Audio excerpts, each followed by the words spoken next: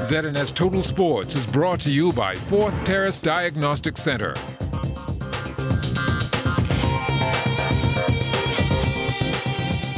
Welcome to sports, everybody. The World Junior Rowing Championships underway in the Czech Republic. Competing in the men's singles sculls, Ethan Stanhope opened up today with a 4th place finish in his heat in 7:44.52.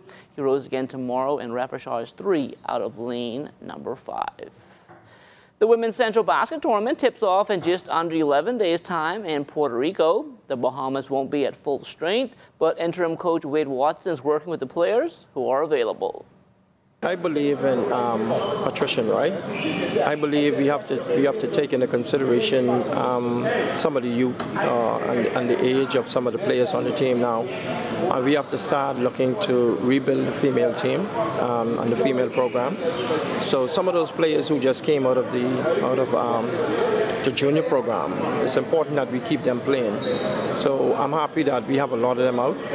They're beginning to get an understanding and appreciation as to what the senior level is like. And so we're not going to discount them at all.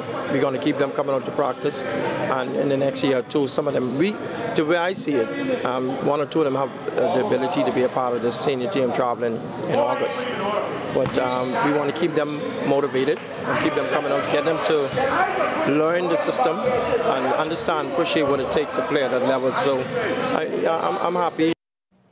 While our ladies are getting ready to travel, our men's national basketball team hooping up tonight with the Kentucky Wildcats as a part of their Big Blue Tour at the Imperial Arena in Atlantis. Even though the college season is still a couple of months away, Cats head coach John Calipari wants his players to be focused on the task at hand. I have great kids who, and I say kids, we have some older players, some veterans. Last year we had all freshmen, but we have some veteran players and really good players, but that doesn't mean you're going to be a really good team. This is where you find out how are we going to piece this together. One of our goals were, let's get closer as a team. Let's put those phones down, jump in the water a little bit together. How about we're having meals together? And let's play and learn when we're going against good opponents and some adversity hits. Let's see how we respond. And you learn about each other. But coming together as a team is a big deal. Now, while this trip is a big deal for the Cats, it also affects a much wider sector. It's August, and we brought probably 1,200 fans, maybe more down here. But there'll be other people. This stuff is going to be televised in Argentina. It's going to be, or South America that way. It'll be televised in Serbia and in Europe that way, and obviously nationally televised back in the United States on the SEC network. So we're not going to be able to hide. I can tell you that. We told you last night that the Cats made a special visit to the Fox Hill community to join up with the Samaritan's Feet initiative, which provided youngsters with over 200 pairs of name brand sneakers. Well, the Cats weren't the only ones there. Dexter Williams from the world-famous Harlem Legends made an appearance as well. Bring some love, man. I'm not a big guy, but big things come in small packages. So to let these kids know that they have hope, hang in there, don't give up, man. And your way of spreading joy is through entertainment. Yes, sir. Through entertainment, making them laugh, giving them a good day, and this is a great day for everybody. Yes, sir. How did you feel to see the kids smile? Tears flowing down my face. That's what it's all about.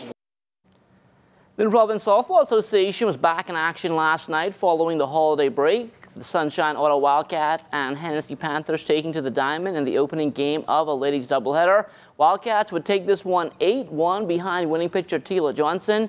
Tila helping herself as well at the plate, going 1 for 1 with 2 RBIs and a run scored. Tyrese Curry also perfect 3 for 3 with a run scored. We started off a bit slow, you know, we haven't been playing for a while, but hats off to the Panthers. They did pretty good offensively and defensively. But we started to pick it up in the later innings, and we started to pick up the offense, which was better. We started to hit the ball, and our defense was good as well. The feature game much closer with the Platinum Pool Sharks holding off the BTC Warriors 12-11. Sari Albury picking up the win. She also helped her own cause, going 2 for 3 with an RBI and a run scored. Sophie Cartwright also had 2 hits with 2 runs batted in. For the Warriors, Rondell Cooper 2 for 3, 2 runs batted in and 2 runs scored. Giovanni Mofire Johnson putting on a show on home soil as the BOMAC Cage Fight Series returned over the weekend to the Melia Nassau Beach Resort. Johnson spoke about what's up next following his 3rd-round KO win over Angola's Pedro Casoma. I'm planning a trip to Texas to visit one of my teammates, Justin Patterson, coming down to rumble with you, boy. Pro MMA Bellator fighter, doing big things down there, and I just want to go soak up that experience with him. Event organizer Dr. Kent Bizard was ecstatic about the way the entire card unfolded, but he was especially happy for his protege. Giovanni, man, Giovanni's come such a long way. You know, he started out with, you know, training locally. You know, Carlos Echeverria, he trained with me. He went to Thailand, he trained in Texas, he trained in New York. You know, he's traveled the world and really increased his skill set.